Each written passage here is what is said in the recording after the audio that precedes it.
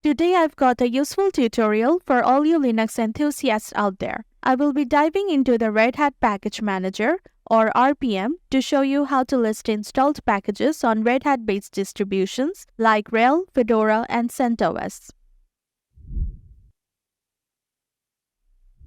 Alright, let's jump right into it. RPM is fantastic for managing software packages on your Red Hat-based Linux system, and here I will demonstrate two cases on how to list those installed packages. Let's say you want to check if a specific app or package is installed in your system. Here's what you do. Open your terminal and type this command.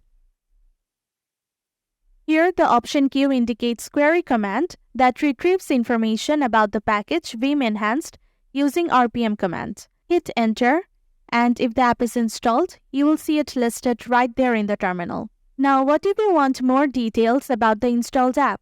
In that case, just type this. Now press enter. Now let's move on to the second case.